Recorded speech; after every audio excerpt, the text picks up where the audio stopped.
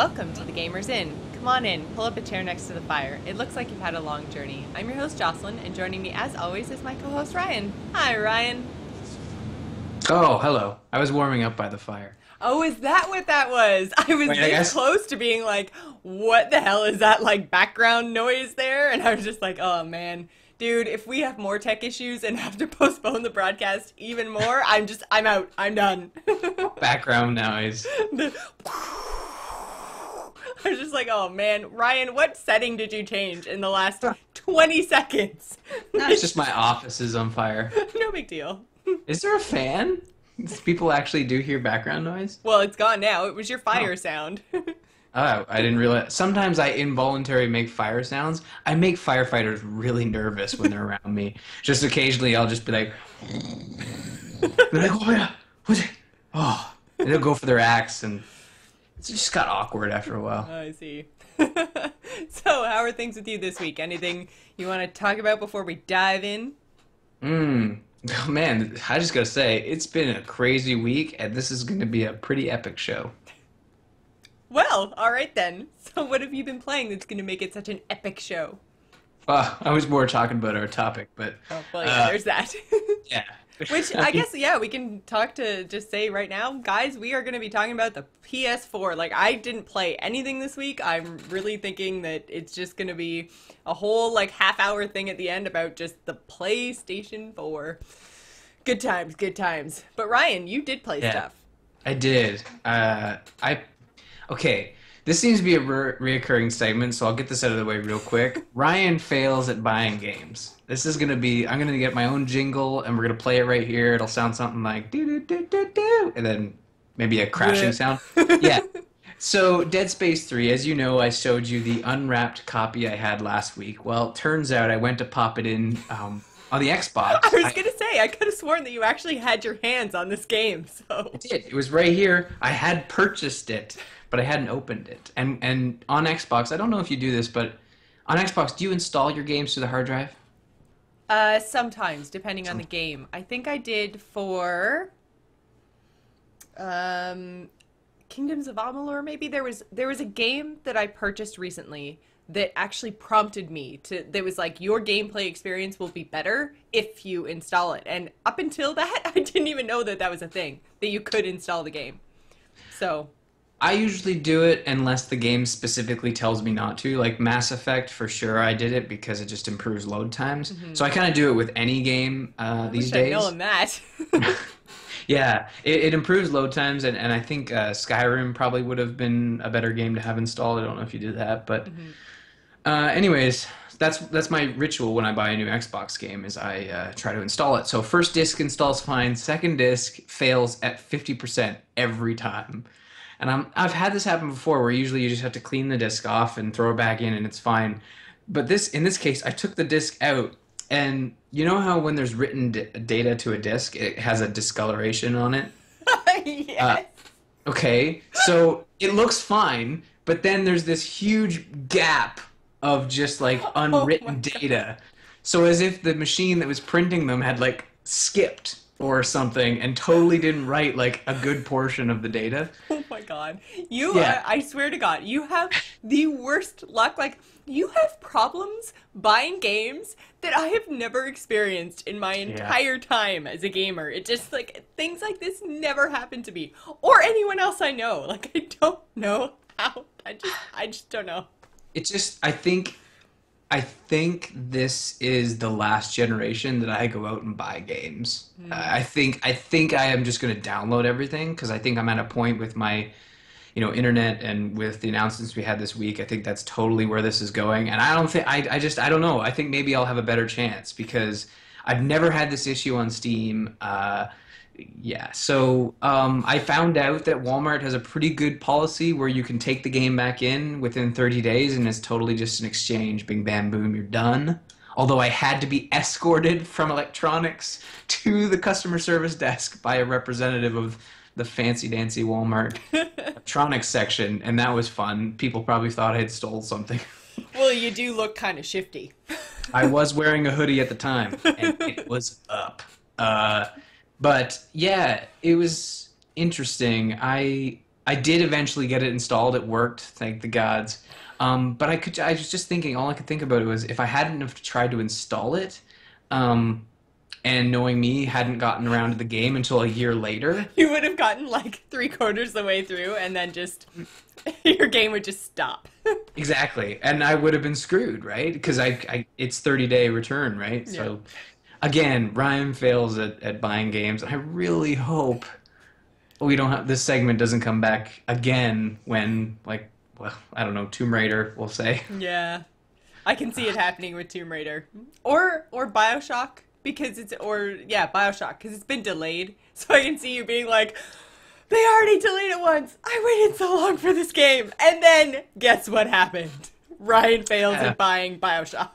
I haven't pre-ordered BioShock yet. I'm still sort of on the line. See, I knew it.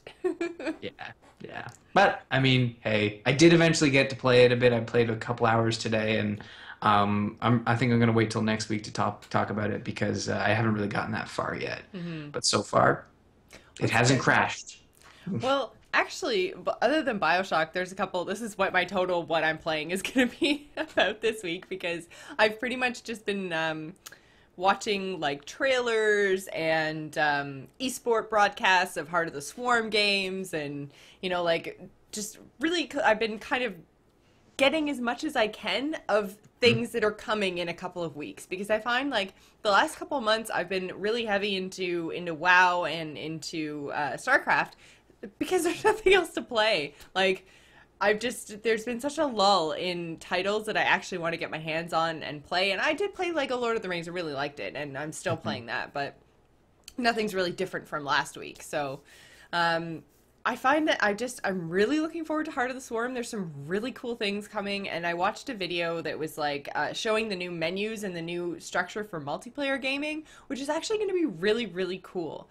It's like you can play in training matches, which are things where you can set up you play against an AI, but it's like there's caps almost. So like, you can learn your basic economy and then your economy and Marines and Marauders and then, and that's all the computer will build too. Right. And then the next level of multiplayer is you versus a computer, but it's like the computer can build anything and you can build anything, so you can try out different races and all that kind of stuff. And then you can play the next level, the third level of multiplayer gaming is playing against other real people, but not ranked.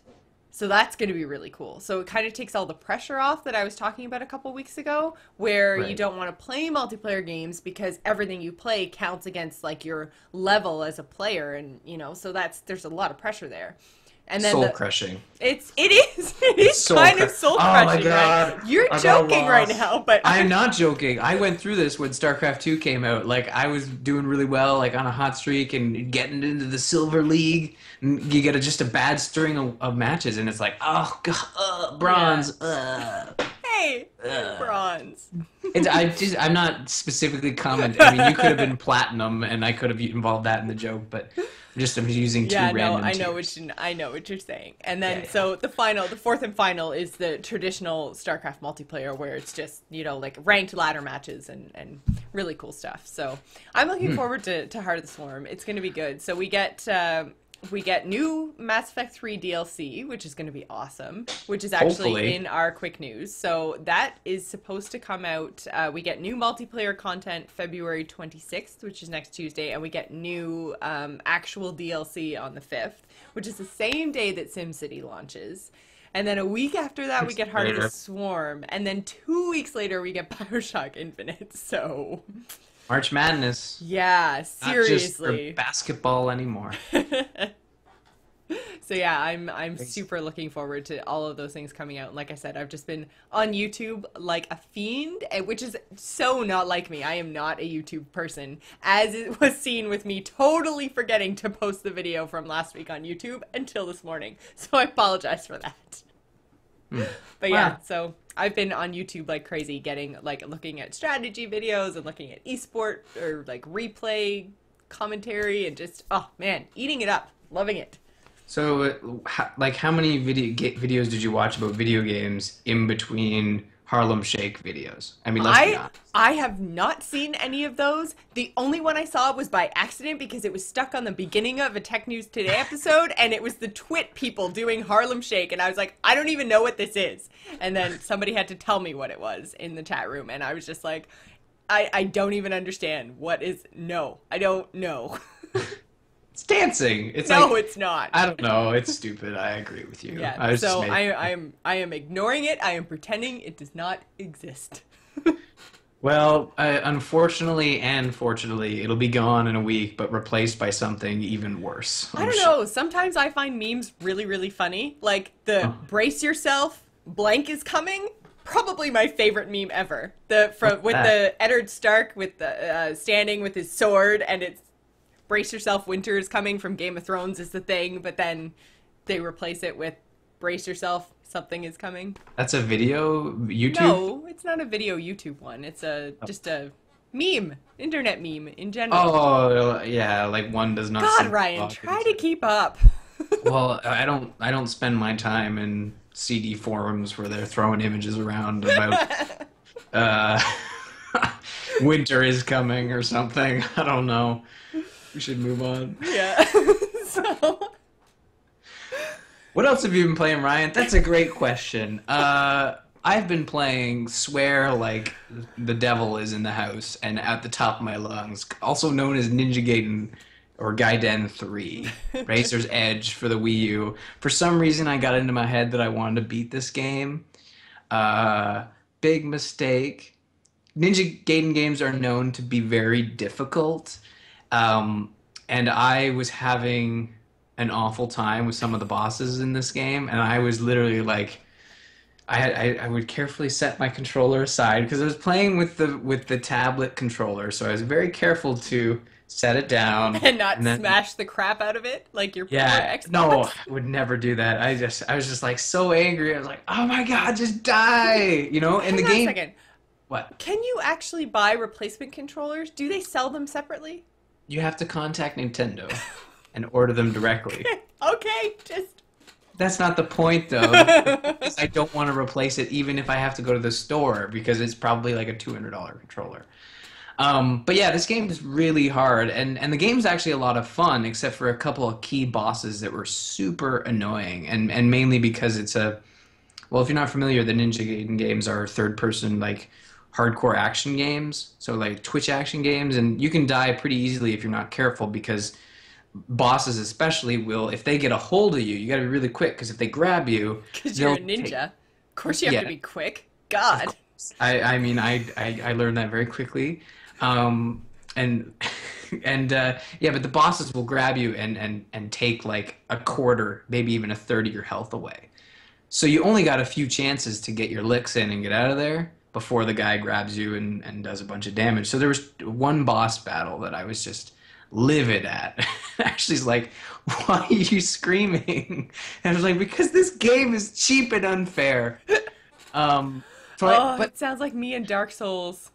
Yeah, but I was having a great time leading up to the boss battles. And it's like, it's this real campy Japanese game where it's like, oh, you are the son of my blah, blah, blah, and we must protect the blah, blah, blah, and we must kill the blah, blah, blah. And it's like, oh, I will kill you because you are bad. And it's like, oh, you know, super, like, campy, like, translated to English stuff and like, just weird relationships with...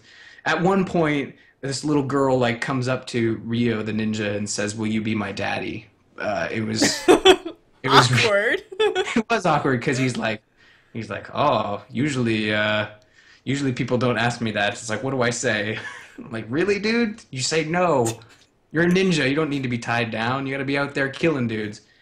So anyways, again, like I was enjoying it except for a couple of boss battles. So at the very end of the game, I've been playing on normal the whole time, and normal's super hard, which is weird. They should have called it hard. But anyways, at the very end, super hard. Yeah, or super hard. Dumbass, lame level hard. Yeah, and at the very end of the game, it was like 11 o'clock on a weekday, and I just couldn't beat it. And most games like that will say, you know, you're dying a lot. Do you want to change the difficulty? I hate when games do that. It makes me so angry. I was like, I just need one more time, game. Stop trying to belittle Sometimes you me. don't, though. Sometimes you don't need one more time. So, like, I guess the question I'm going to ask is, at what point do you give in and just turn the difficulty down? Like, I I haven't you because have never done it ever. Kingdoms of Amalur prompted me to do it. I can't remember if Skyrim prompted me to do it. I did change the difficulty on Skyrim at one point, but then I put it back up again. But Well, Skyrim's kind of weird in the way the levels progress that yeah. at one point I had to jack it all the way up to even get any sort of enjoyment out of it. Yeah. Well, I had a similar experience with that where it was like I had it on normal to start and then I had to pump it down to easy and then I had to go pew through the roof to whatever. I can't even remember what the highest difficulty in Skyrim is called, but Yeah. yeah, so Amalur kept prompting me, but I didn't, and there was one other one that kept prompting me and I did, might have been Dark Souls actually, prompting me But to change my difficulty. And I with Dark Souls, I rage quit and took it back to the store and was like, this game is crap, I'm done. Because I like they only let you get 10 minutes in before they're just like, here's this super frustrating battle that you can never get past. Anyways, not the point. Dark Soul rage. I'm gonna just, whew. Okay, so but with Kingdoms of Amalur, I just went and did more side quests, up my level, and then went back to the main storyline, and then I was able to get through the fight. So it was more of a I wasn't a high enough level to progress through the game. I needed to go do more side stuff, and then yeah, so that was the way yeah. it kind of worked out. But Well, I mean, and that's the thing. Like, you have three options. You keep at it, keep banging your head against the wall. You take the game back. At this point, it would have been impossible for me pull to a take. Jocelyn. Well, I wouldn't call it that. People do it all the time, and but in this case, yeah, pull a Jocelyn. But I couldn't. It was a digital download off of the eShop, so and plus I'd had it for 2 months at this point. So, and then the third option is turn the difficulty down. And this is I've only done it twice, and this is one of those games where I did it. And the problem being is that in order to beat this boss, you had to avoid the boss is this giant big thing like doing giant attacks on the arena. This is exactly what the guy would do on the arena where you're fighting like 20 of the strongest guys in the game and the most annoying guys in the game, and they're constantly attacking you. And what you have to do is you have to kill the guys on the arena to build up your magic in order to progress to the next phase to take down like half the guy's health, the main boss's health. And I couldn't do it. I just keep dying. I couldn't avoid his attacks and the other guy's attacks while trying to kill things. So at that point, I was just like, I want to beat this game and be done with it because I enjoyed my time with it, except for these key moments. And in the reviews, they said there are a few boss battles that are going to make you want to take that Wii U controller and just break it over your knee. That's why they suggest playing with the controller you can actually replace. So I turned it down and first try beat it. And I was happy that I beat it, but also a little disappointed, because Yeah.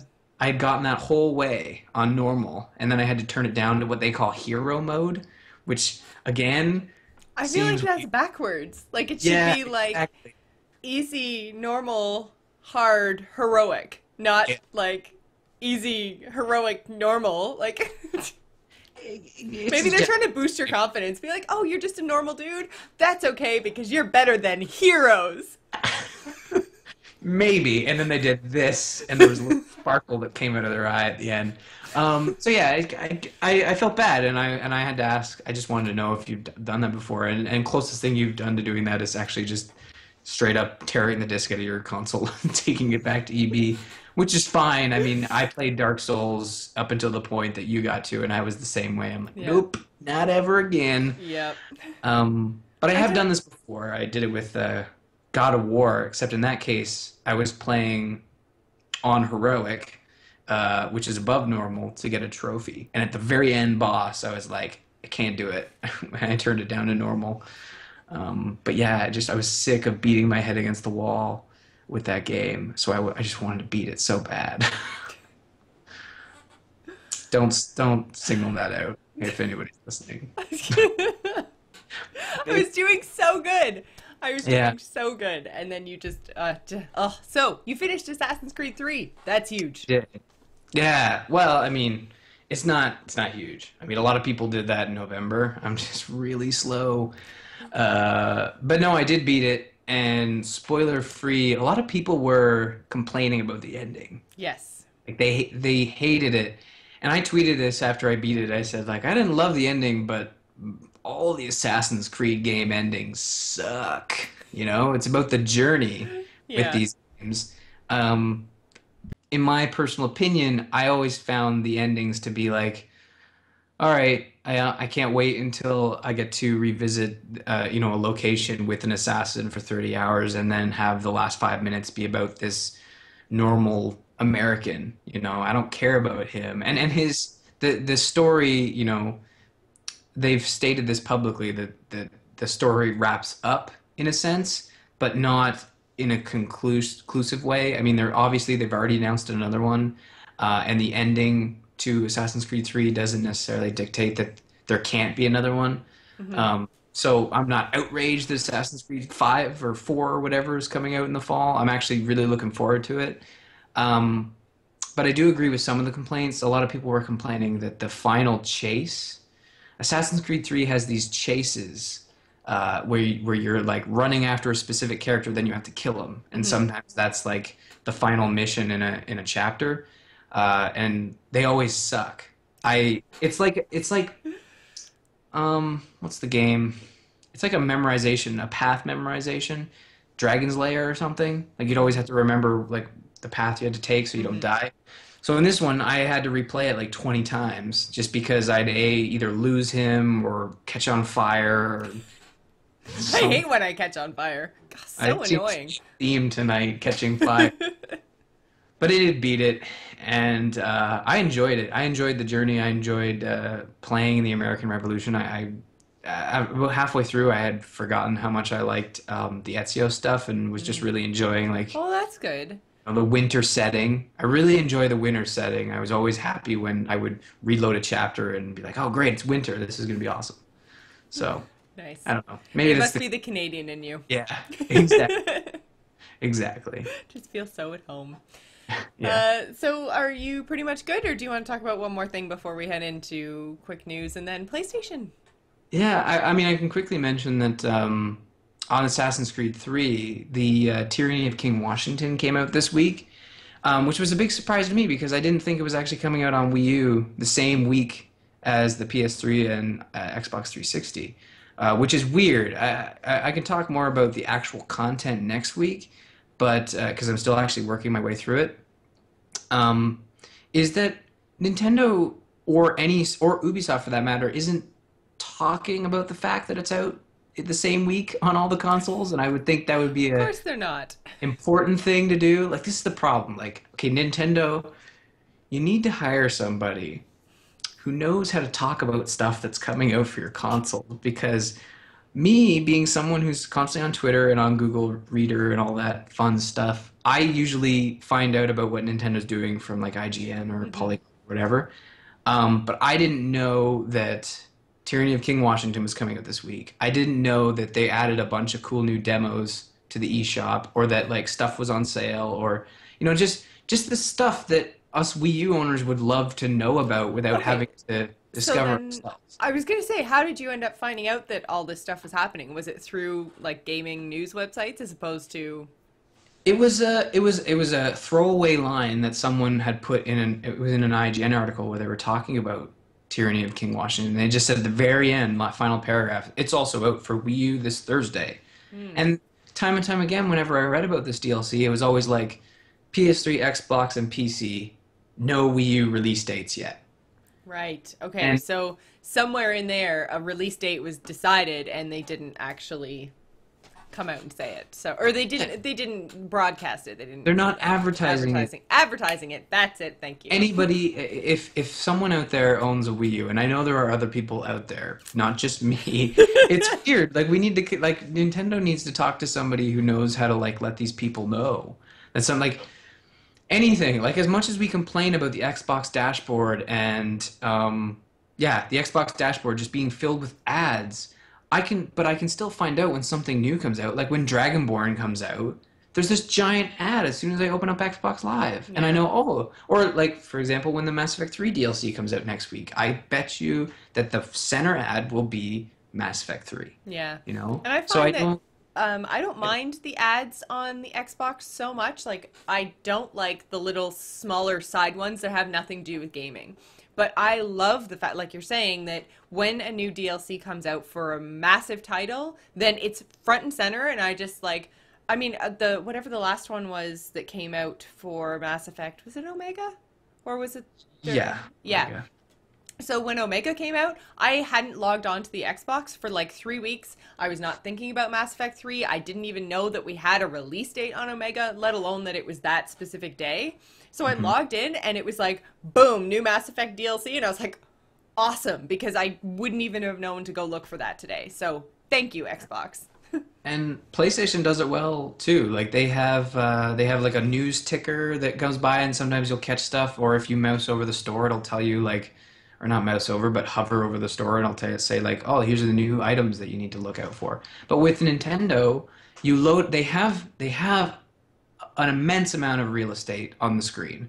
You have your Mi Plaza, and then you also have all your icons on the gamepad. But in the Mi Plaza, I'm sure they could push like news to you through the Miiverse, where there is an eShop icon, but like the Mii's are talking about setting up the eShop. They're not talking about what's in the eShop. They're like, hey, if you can connect to the internet, you can get on the eShop. And that's what they sound like. At least that's how I picture them sounding. I was gonna say, is this the whole Mi Plaza thing? Is it the same as what was it, Parade or something on the Wii? Basically.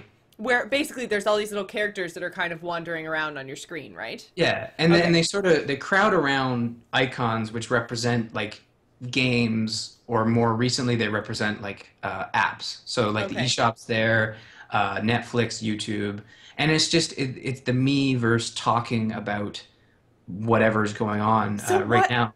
Like perfect marketing opportunity. You have a Mii that looks like Commander Shepard that just wanders on the screen and goes, "Hey, new DLC," and then walks off the other side or something. Like, yeah, exactly. Oh, and that brings up another problem I've been having with the Wii U and the way Nintendo's been sort of treating people, these early adopters, is that there's a reason I didn't think Tyranny of King Washington was coming out for the Wii U around the same time, and that's that the Wii U games that are coming out aren't being treated the same way as the other console games. Yeah. They aren't getting DLC. Yeah. Like BioWare's come out and said, like, no, Omega will not be on Wii U, and I bet you Citadel won't be as either.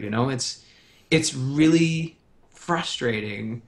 And I mean, I know most people are like, you should expect this considering their launch titles, their one-off, paid to port kind of contracts, and I'm cool with that. But so that's why I was surprised when Nintendo was actually getting, same week DLC, and they were not talking about it. Yeah. It's ridiculous.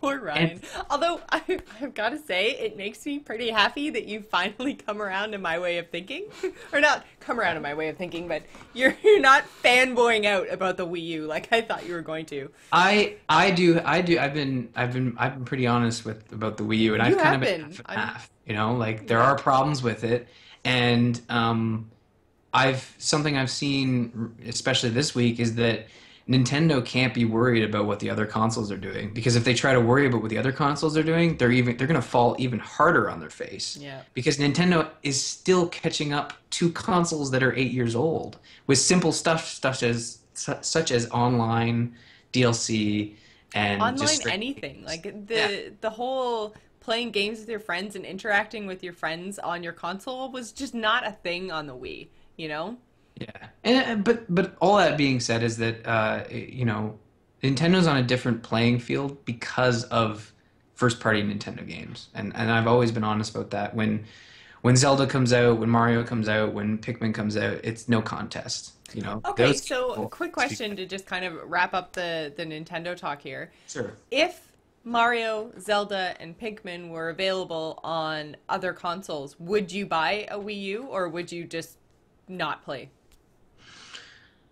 Well, that's a pretty good question. I mean, for that to happen, I doubt there would be. I would welcome that. If Nintendo titles were available on other platforms, then yeah, I would probably just have my Xbox. Yeah. It would mean there probably wouldn't be a Nintendo console, but would I be? I think that's the way that Nintendo should go anyway. I think Nintendo should stop trying to make hardware and just develop their first-party games for other platforms. I think they would make a mint, because they wouldn't have to waste time and resources trying to make consoles that not a lot of people buy anyway, and they could just pour money into making awesome Mario and awesome Zelda titles. And see, I would have agreed with that statement with the Wii, but because the Wii U is HD now, like I kind of don't like the whole reason is like, oh, they should just put Mario and Zelda on Xbox so I can play these titles in HD. Well, now the Wii U is HD, so I've kind of lost that excuse. well, it's not just HD, right, though? Like, I'm saying, like, if they didn't have to spend company time and company money and company, like, minds, like, actual talent on creating hardware, then they could just reallocate everything into creating games. And it's like they would have more time and money to create better titles more often in their exclusive mindshare stuff, like their Marios and their Zeldas and their, you know, it's not just the fact that now they have caught up graphically with everybody else. Like I think they need to catch up in every realm of their storytelling. I don't think it's the development of a console that's holding them back. I just think they don't know how to develop games that we want. You know what I mean? Like, I don't think. I think if they were to lay off their entire hardware team and apply all that money to making the next Zelda on Xbox, PS3, and PC, you wouldn't see a title. You wouldn't see the perfect Zelda title. You know, I think it's still Nintendo. They're not going to change into, say 343 Studios or, Ubisoft Montreal overnight, right? They're still going to be that Japanese Tokyo-based company. But it is an interesting thought to think about. What if? I don't know. Who knows? Really? That would be so good. Anyways, so we're going to take a second before we jump into quick news, as we always do, to thank our sponsor, Doghouse Systems. If you use the code Kerrigan in conjunction with the Gamers Inn to double your RAM as usual, you will also have a chance to win the super sweet Kerrigan rifle replica from Bill Duran of Punished Props. The only way to be entered to win this rifle, which has a $1,200 value, is to use the Kerrigan code at checkout. Stay tuned to the Gamers Inn, as we're going to have Bill, the maker of the awesome rifle, on to talk all things cosplay next week, which is March 1st. You have to submit your purchase to Doghouse using the code Kerrigan by March 12th, which is the launch of the Heart of the Swarm, to be considered a valid entry. So head on over to doghousesystems.com and get your order on. Big thanks to Doghouse for their continued support of our show. Which brings us to Quickfire News. That's next week? Yes, that's next week. Oh, man. Well, it's a good thing that Microsoft event isn't next week, trying to play catch up. Anyways, EA has laid off staff in LA and Montreal. What makes this news worse is that there are rumors flying around that suggest that Visceral Montreal has been shut down entirely. The studio is behind the upcoming March release Army of Two: The Devil's Cartel, and if Visceral sounds familiar, their their base studio, origin studio, what's the word I'm looking for? Anyways, I would say Origin, but I just Origin. Someone in the chat room will have the word, but they're behind Dead Space. That studio is. The studio's closure hasn't been confirmed by EA, but multiple sources are claiming it to be true. In response to these rumors, EA stated, EA Montreal is a key development studio where our long-term plan is to sharpen our team's focus on console and mobile games, and Neuroman says main studio. So the guys behind Dead Space are still a studio, just their Montreal branch is supposedly closed down. I see. BioShock pre-orders go Kickstarter style. Pre-orders on Steam are heating up since BioShock Infinite went gold this week. They're good to go. Their launch date is set. People who pre-order through Steam will count towards unlocking extras in waves, like stretch goals on a Kickstarter project. If they have enough pre-orders, all those people that pre-order get things like Team Fortress 2 items and copies of XCOM Enemy Unknown. Kinda sucks that I pre-ordered months ago. Also announced this week is the $20 Seasons Pass for all the expected DLC content. I won't be picking that up until I know if I like the game. They have enough of my money already. Also, Ryan threw into the notes that Green Man Gaming has some awesome bundles that give you BioShock Infinite pre-order, and that gives you a free game instantly. So they also give you $14 off. Oh, that's exciting. It's a pretty sweet deal, Jocelyn. It is a pretty sweet deal. You know, you can return your pre-order at EB, right? I think I'm going to, actually. I'm going to return my pre-order, because I'm pretty sure I pre-ordered for Xbox too before I got the new Doghouse, so I really want to get it for PC. So I think I'm going to go cancel my pre-order. There you go. Take that, EB. Yeah. Ziff Davis has shut down websites and has also trimmed IGN staff. In a statement given by Ziff Davis, the company said they would be focusing on their two main flagships, IGN and Ask Men. Due to this, 1UP, GameSpy, and I don't know whether to pronounce it or say the letters. I'm going to pronounce it. Ugo are being shut down. Also, some employees at IGN were let go, including fan favorites Ryan Clements and Colin Campbell. If we could go a week without a news story about mass layoffs, that would be great. Yeah, thanks. Xbox 360 is having a sale. On February 26th, there will be over 60 titles on sale through the Games on Demand section of the Xbox Marketplace, which includes titles in the Assassin's Creed, Call of Duty, and Borderlands franchises, with deals up to 75% off. And it finishes up on March 4th. I don't know why I almost said March 16th. That doesn't even make any sense. So watch your consoles, guys, and I'll see you next Tuesday. Durango leaker has been raided by police. Dan Super Day Henry has been responsible for putting a Durango dev unit on eBay and supplying over 20 documents about the future console to Kotaku. However, more recently he confirmed via Twitter that he was being raided by police and an FBI agent. The warrant for the raid listed Microsoft, PayPal, and eBay. How am I? eBay. Hey, as those filing the charges. That almost says if convinced. If convicted, the leaker. Sorry, this is serious. If convicted, the leaker could see 20 plus years in jail with a possible consecutive life sentence. That being said, it won't be much longer now until Durango is revealed officially with no jail time required, unless you buy used games. As we mentioned earlier in the show, the final DLC for Mass Effect 3 is coming on March 5th. BioWare has announced their final piece of DLC for Mass Effect 3 titled Citadel. The company promises an emotional journey, because my journey in Mass Effect hasn't been quite emotional enough, including favorite characters past like Miranda, who is not my favorite, Rex, and Garrus, which I find it funny that they call Garrus a past character, but I guess he is in some people's games. Anyways, it's going to be so huge that Xbox players will have to download it in 2 separate chunks. The DLC will take you to never-before-seen areas of the Citadel to foil a plot against Shepard. The DLC will be available March 5th and will cost $14.99. Also a reminder, the free multiplayer pack Reckoning will be available February 26th. Hopefully this will be enough to tide us over until the release of the next Mass Effect title, whenever that happens.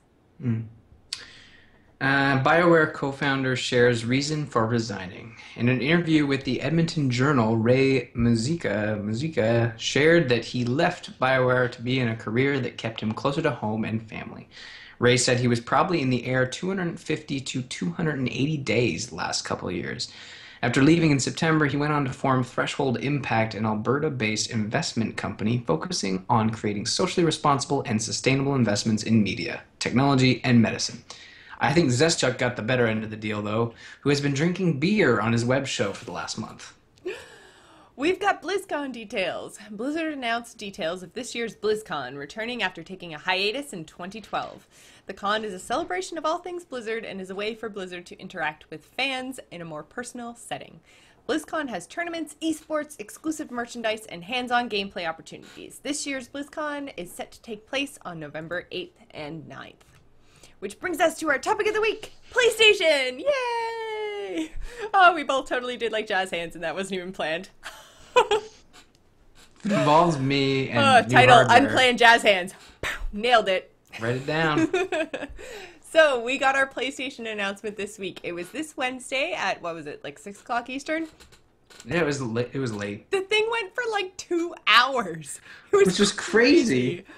Oh, I was sitting there watching it, and like Ashley came over, and she's like, "What are you watching?" And I'm like, "Watching a hardware announcement for Sony." And she's like, I'm gonna be over there. I'm gonna go over here and not watch your geeky." Like, it. Unfortunately, she came in when they were talking about like CPUs, GPUs, and the amount of RAM in it, so it wasn't even like, "Look, it's got 8 gigs of RAM, Ashley. This is super exciting and great for developers and consumers."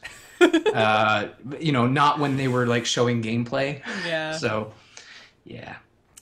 So that's something they did show a lot of actually during the announcement was gameplay. I'm not that excited, but I figured out why. It's because don't at me, because don't. They didn't show us any hardware, so don't even start with me. Jocelyn's just waiting for the new Halo game. Let's be honest, people. She wasn't fascinated with the shooty game that Sony showed. She wants to see the shooty game that Microsoft is going to show. I'm joking, of course. Not fair. What I was going to say is that since I'm not a PlayStation person, my first PlayStation console, if I pick up a PlayStation console, will either be a PlayStation 3 when they go kaboom in price, or it's going to be a PlayStation 4. So I don't have the history with Infamous and Killzone that everybody else does. So they show me new Killzone games, and I'm just kind of like, meh, okay. Yeah. I was the same way. I'm not a big Killzone guy. It's always been like, I don't want to play that really. Like, I rented the third one. It was kind of weird, and I didn't really get into it. But Infamous, a huge Infamous fan. Infamous 2 is great. So I'm really looking forward to this. And I've heard that, and I've heard that Killzone is also a great game, and I've seen people play it, and it's cool, it's interesting. But I don't know. I wasn't that excited. The PlayStation event was just so long, and nothing about it was like, oh my god, Really? we saw it. We saw the controller, and it was the same controller that was leaked last week, which is the same problem that the Apple announcement had when they announced the iPhone 5. Is there was nothing new because everything had already been leaked.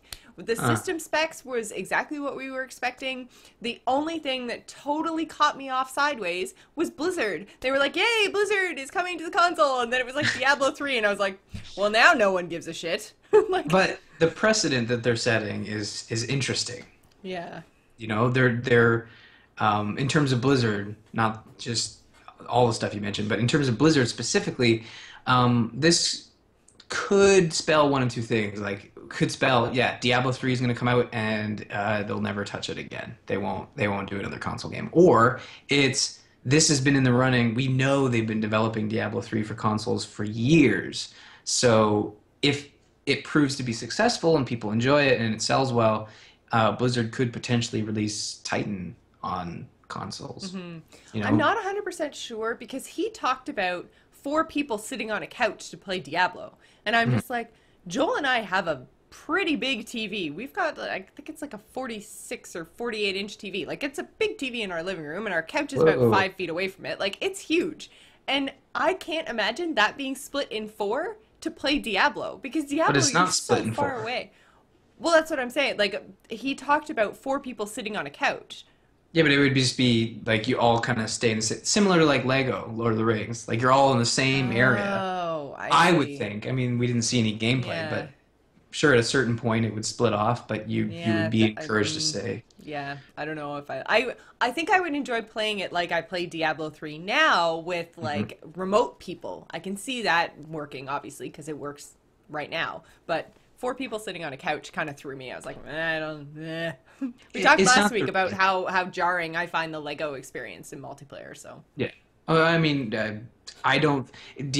Blizzard being on the console is interesting, but it's not the reason to get excited. And I can't tell if you're going about this the right way. Because me, like, I have I should have no intention in buying the system or even be thinking about it, because I don't know what Xbox is doing yet. But new hardware, it's exciting, it's cool, it's fun. There have been rumors for a really long time with Microsoft about them totally locking down the console in one way or another, either not accepting discs or not accepting used games. And it's just like, I trust Sony not to screw me over a whole lot more than I trust Microsoft not to screw me over. And I don't know. I'm really, really thinking that this gen, if I'm going to even buy a console in this generation, I'm probably going to go with Sony. And especially since they beefed up their controller. I mean, they didn't really do it they put a touchscreen on it and a little move sensor thingy, but at least it's bigger and heftier, which, as we've talked about my giant man hands before, I like something bigger. Okay, yeah, I should think that through before I make statements like that, but not the point. Yeah, no, I think that those are all valid points. I do like the controller as well. I think the share button's a little weird. Like, why do you Okay, need the a share dedicated button. share The button? I share think button's so weird. the functionality is cool, but I don't I don't mind know using the because pause menu, you know? Like, I don't need a button just like, oh my God, that was awesome. You know, it's easy enough to pause it, I right? don't know. I I find don't. this whole share thing is kind of weird. Mhm. I thought at first when I read about it that it was like a button that you press and then you just start playing, and it's like until you press it again, you're sharing. So it's almost like a start and stop on a Twitch stream, which I thought would be really, really cool. And then I read more about it and it was like, no, you press the button and share what you just did. So Mm. it's kind of to me backwards. It's not what I would want to use gameplay footage for, you know? Like I Right. guess it's kind of almost like a Vine in that it's like, look at this cool thing, this snapshot of this cool thing I just did. You know, it's not necessarily like a streaming of a video game. I would be more interested in video game streaming from a console as opposed to little snippets of stuff. Well, it does that too. It has dedicated hardware to basically it's a capture card inside your PS4, and it allows you to stream your. From what I understood, when they mentioned Ustream, that's sort of like spelled to me that oh, you'll be able to stream your gameplay. You can, And- but everything that I've okay. read is like send out like post past gameplay, not so Oh. much like I am going to start my stream and then play. It's like I've been playing and the system's been capturing that. And then you Oh. can decide like backwards how much of that capture you then want to show. So you can See say that? you can, oh, this really cool thing just happened. I'm going to show the last 20 seconds. Or I've just spent an hour playing with Ryan. I'm going to then post that hour up on Ustream. I think Mm. that's how I, I've everything that I've read is said the backwards thing, not the streaming from now on. okay. Well, I mean, either way, I mean, the hardware's there. I'm Yeah. sure Oh, certain sorry. games could use it. The chat room is actually jumping into this one, and it says that Neuroman42 says that Sony said you will eventually be able to stream a full session. So Oh, that's cool. yeah, and I felt that they did a lot of that too. This actually chat room brings up a great point. Is they said eventually a lot, you know, Oh, like way too much. way too much. Like A lot. eventually we want to get to here, but we're not there yet. It's just like you know what?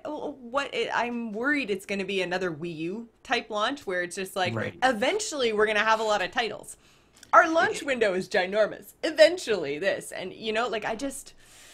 I don't know. I don't know. That's my biggest issue with this presentation. I was excited, but again, they were just showing slides and talking, Hmm. especially with the Gaikai stuff. Like that was the most interesting thing to me was the Gaikai streaming, Hmm. but they didn't show it. Yeah. You know, every time they mentioned Gaikai streaming and what it could do for the PS4, I was excited because it's the future. You Hmm. know, it's like I would be able to stream my game, like try a game without having to download a 4 gig demo. Hmm. Yes, please. Yeah. That was the whole reason behind OnLive being so great in concept. Yeah. So if this Gaikai stuff, when they show it at E3 and it works, Hmm. I'll be a little more optimistic. But right now, I'm sort of stepping back and be like, whoa, guys, you know, it might not work exactly how we want it to work. You know, Yeah. so. And that's how they're doing backwards compatibility, right? Like Val was Right. mentioning in the chat, you know, your launch is even more ruined by lack of backward compatibility because you don't have that PS3 library to fall back on, you know? Yeah. Whereas the Wii U did have Wii games. I mean, I don't know whether Yeah, a lot of people Nintendo, would that consider is that. that's one thing I find that Nintendo actually does right. Like the Wii played GameCube games and Mm. now the Wii U plays Wii games. So even if their launch window and launch titles are not that strong, you don't have to rely strictly on as soon as you buy a console, you don't have to lay down another $300 to pick up 5 games and, you know, they don't have to put out 5 games that you would think are interesting. You Yeah. can just throw your previous library into your new console. It may not necessarily be, you know, they won't be HD, they won't, you know, have the compatibility with the gamepad or whatever, but, you know, you still have those games that you can play. You can get rid of your old console and just play all your existing titles on your new one. I think that's awesome. The problem, though, with that, like the strategy, most people are saying, like, you know, best case scenario, Sony releases the first generation of the PS4 with hardware backwards compatibility. But they didn't, obviously, because they didn't announce a price for a reason. It's probably going to be really expensive, and that backwards compatibility hardware would make it even more expensive. Yeah, true. But I find it's not worth putting backwards compatibility in there for the reason of a stronger launch, when specifically in the Wii U's case, we said it was a positive thing, but really, what recent Wii titles have come out close to the Wii U launch that you'd actually want to play? Yeah.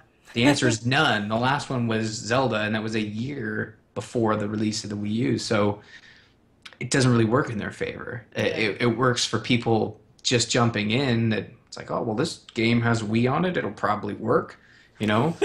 And that's not a comment on, you know, non-standard gamers. I'm totally cool with you guys. Please write your emails in so we can read them on the show. But yeah, it's just this announcement was exciting, but it means waiting for E3 is going to be even tougher. And you didn't watch it live, did you? By the time I got home, it was the Blizzard announcement was the first thing that I watched live, and then I watched for probably another 15 minutes or so, and then Joel had to do his podcast, so I had to get off the bandwidth. So I only watched probably about 15 minutes of it, but which might be something else too, is that I'm getting all this information through articles and stuff, so none of it is very exciting to me. Like, the only thing was the Blizzard announcement that I was like, oh. Yeah. There was one funny point where they had Square Enix out, and they talked about they showed a video that's been out, I guess, for a while. It was a tech demo they released. And then they brought on, we have a special surprise announcement from the brand director of Final Fantasy. And everyone expects them to come out and say, Final Fantasy is back on PlayStation consoles and it's better than ever. But he comes out and he says, I have an exciting announcement.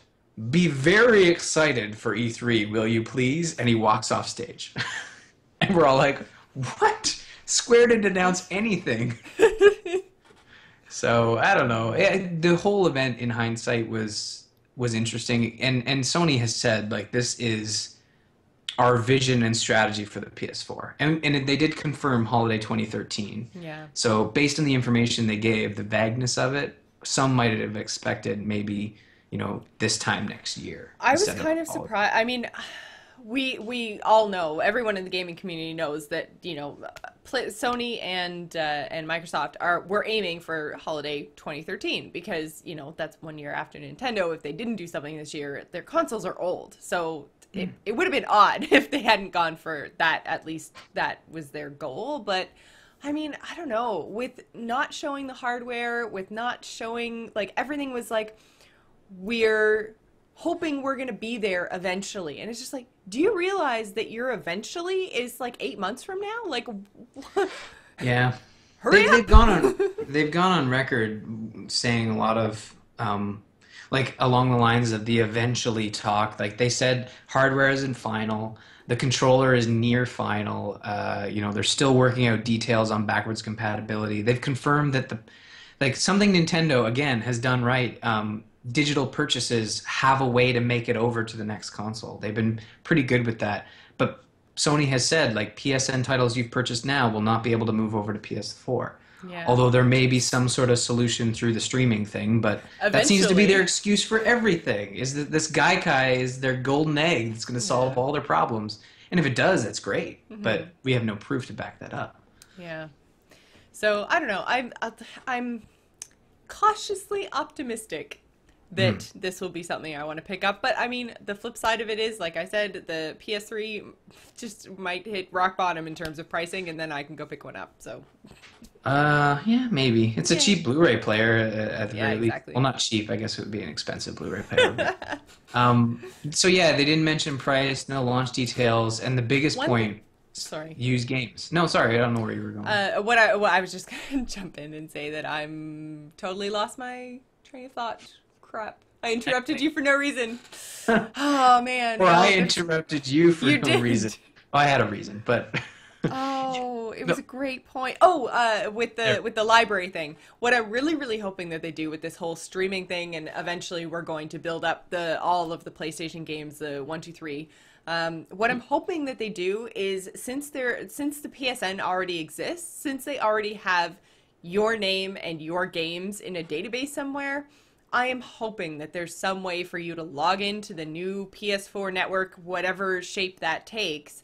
I'm really hoping you can log into that and they'll say, oh, you're a GIS gamer. You own blah, blah, blah, blah, blah, blah, blah. And to play them on the PlayStation floor, it's going to be $5 a game or something. You know, I hope that you don't have to repurchase your entire library from scratch is all that I want to say. Well, they've stated that current PSN titles won't make it over, but through the streaming, there might be a way that they say, "Oh, you have this license. Sure, Well, yeah, you that's can what I access mean. Like, this." there's Oh, okay, some yeah. kind of like I know that the PSN titles aren't going to like fully transfer, but I'm hoping that there's some kind of recognition that you've already purchased it once and you have a license. Like, I'm not expecting them to give you the updated PS4 version of these older games for free, but it might be nice if there's some kind of Yeah, recognition there.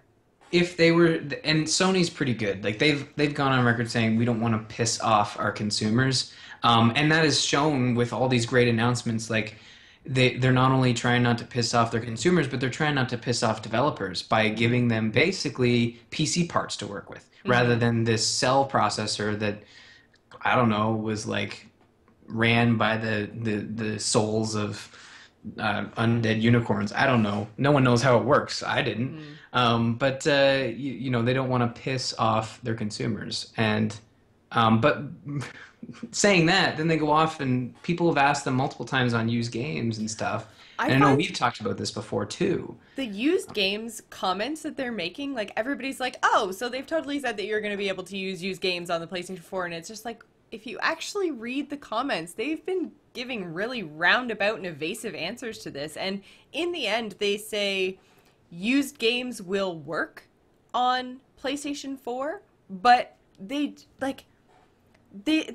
just say it so weird, and they answer 4 or 5 other questions first in these weird backwards ways that make me think that there's going to be some catch, like some big huge catch. Like, sure, you go buy a used game for $15, then we're going to charge you $15 to reactivate it or something.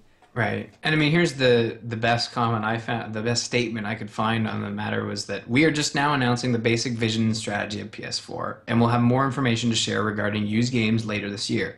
But PlayStation has had a long history of keeping its gamers happy, and we won't make decisions that damage our relationship with them.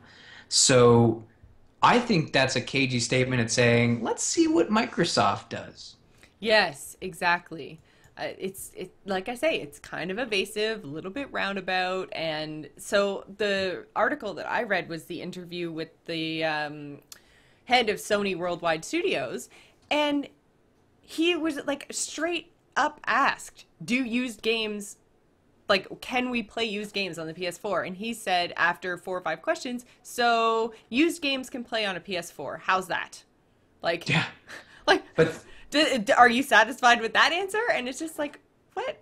Like, it's weird. It's almost like he's offended by them asking so many times. Like, yeah. sure, you'll be able to play, but like, will it require like some sort of Xbox Live subscription? That's another thing is Sony didn't mention a single thing about their online service and how much it'll cost. Because you know with Gaikai, they're going to be charging a monthly service. Yeah. Like, there's no way they launch with free online. Or else they would have said it at this presentation. Exactly. And okay, so here I found the original article with the questions in it. So he first asked, are used games going to be blocked? And the answer was, do you want us to do that? So answering a question with a question. Like, what no. a dick. So then the interviewer said, no, I think if you buy something on a disc, then you have a moral contract with the person you bought it from and you retain some of that value and you can pass it on. Do you agree? And then the Sony guy said, yes, that's the general expectation by consumers. They purchase physical form and they want to use it everywhere, right?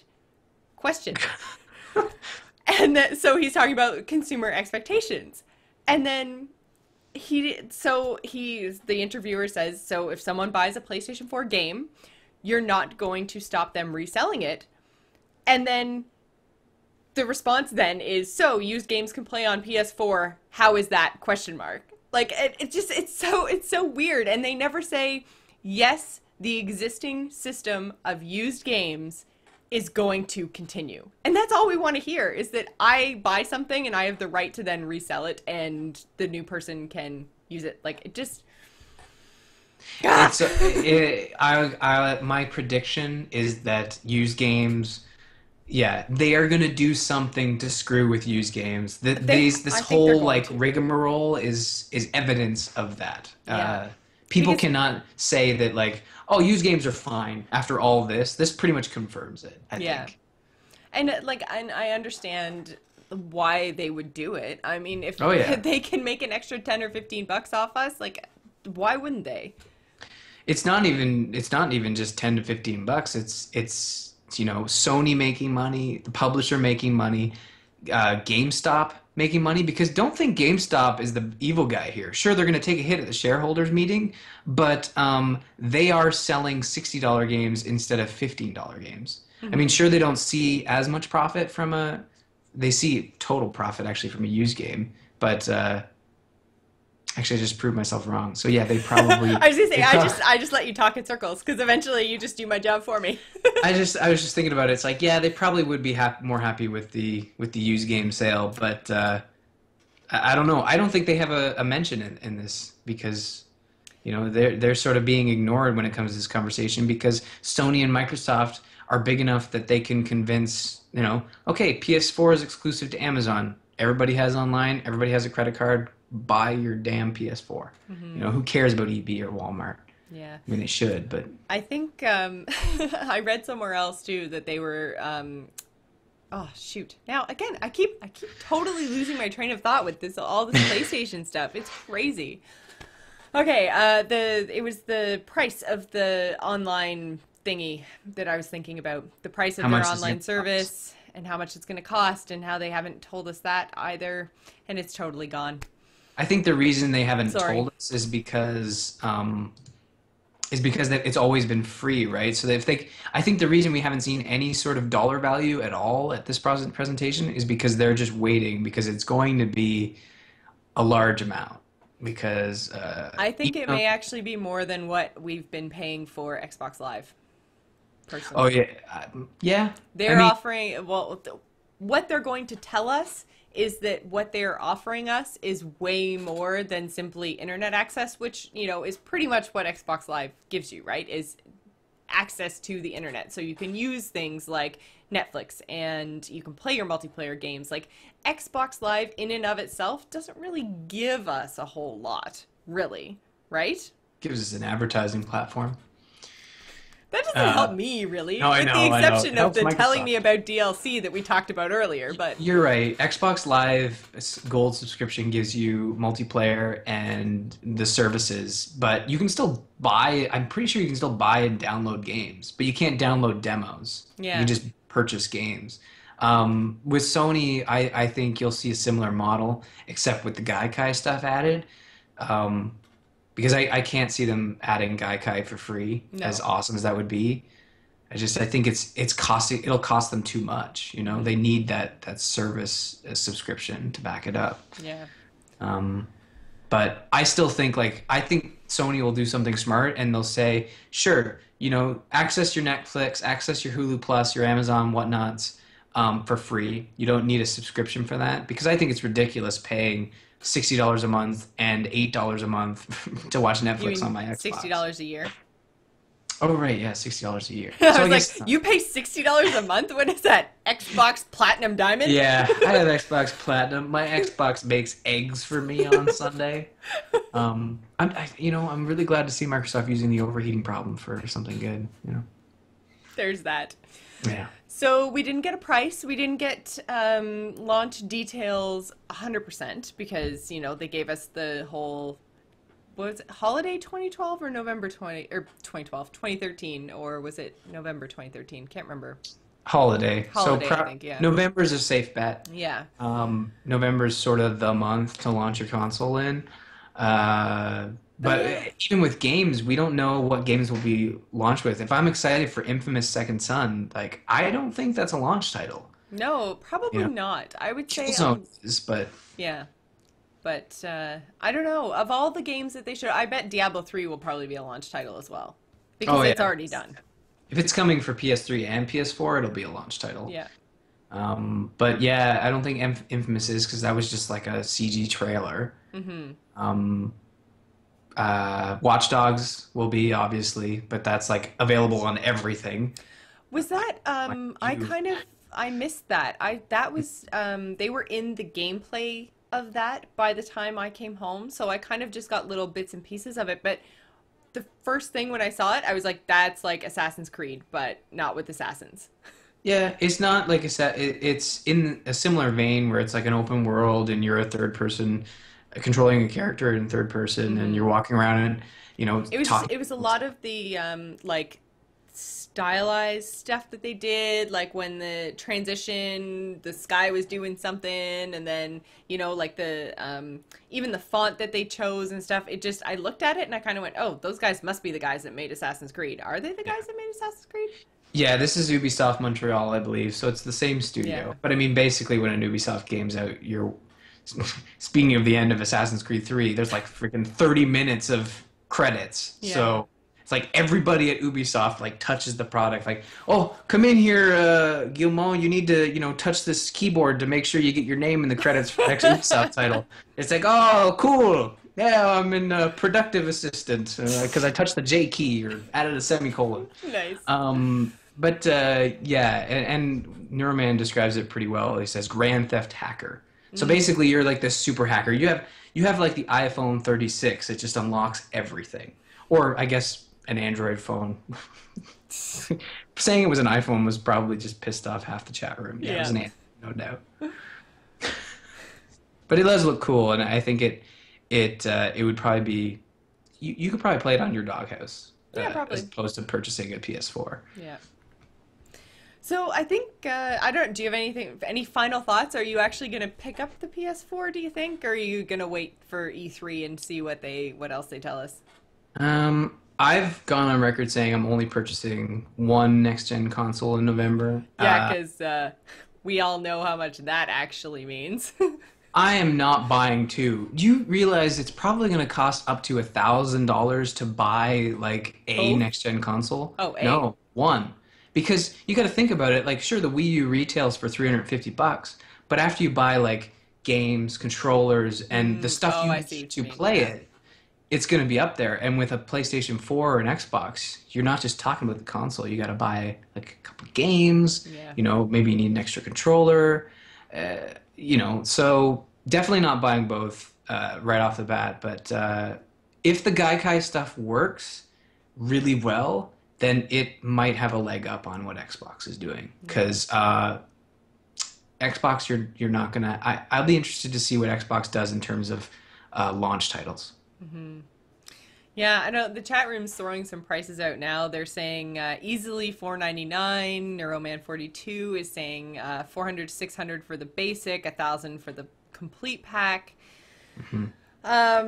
They're saying because of the whole PC specs that you're going to be paying the same price for a PS4 that you would pay for a really nice gaming rig. Mm-hmm. I don't know. And I don't like that excuse. Just buy a gaming rig. Like, sure, a PC is great to have around for gaming, but they took a lot of flack when they launched the PS3 at such high prices. And they've stated that the games aren't going to be over $60, which that was another thing, is that PS3 games were pricey.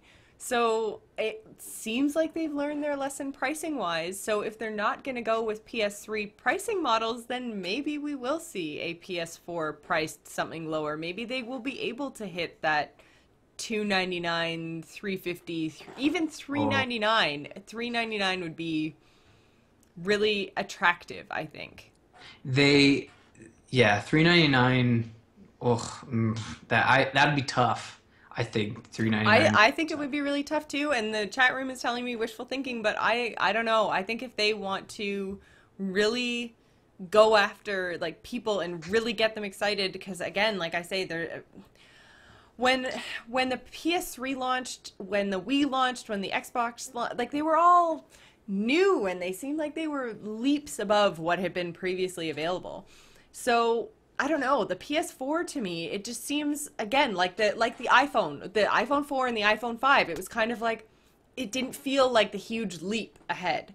So they're gonna have to do something like give us a $399 price point in order to get people out to buy, I think. I wonder who they think they should be competing with in terms of price. Like, should they be competing with just having a cheap console out there. They're obviously not worried about what the Wii U is costing. They shouldn't be. But I think they're worried about, they just want to make sure they're on par with what Microsoft is doing. Because you mentioned a really valid point, and that the reason the PS3 was so outrageous, costing like $5.99, $4.99, was because the Xbox was cheaper and you got more games out for it, because it launched a year before the PS3. Yeah. So it was in a similar place that the Wii U was in. I'm totally picturing like Microsoft and Sony setting up these like 2 press conferences and having like live streams in their ears of the other guys' press conferences going, our price is gonna be... Don't joke. That happens. They do that. They pay attention to what the competition is doing, and they've journalists who are in the know have gone on record saying like, yeah, they changed those presentations like minutes before. Yeah. Well, obviously, yeah. And I mean, price points are a little bit harder to play with like that, though. Well, I mean, if anything, price points are pretty easy. It's the hardware that's kind of crappy. So like Microsoft's looking at this, oh my God, throw a capture card in there. We got to do it. Yeah, really. So we're hoping to see, or rumors are that we're going to see a Microsoft event in April, and then we have E3 in June. So we should have everything. I mean, if both companies are going to go for launches in the holiday season this year, then I mean, we're going to have to know pretty much everything by E3. E3 right? will, I think E3 will see more specific details about hardware and services, but I don't think we'll see a cost or launch details until September. Mm-hmm. I don't know. I can't really remember how it worked last time. It was like 8 years ago, but I don't think we get price or launch details until a couple months before launch. Mm-hmm. Maybe we'll get like a November 2013 at E3, but I don't think, and maybe a price, but I don't think we'll see like confirmed launch titles. Mm-hmm. Well, hopefully we at least get a price, because we have to start saving. Price is important, especially for these big consoles. It's something that we'll need to know ahead of time. Yeah. So I think that pretty much does it for this week. So you can visit us on the web at gamersinpodcast.com, or you can email the show at info@gamersinpodcast.com.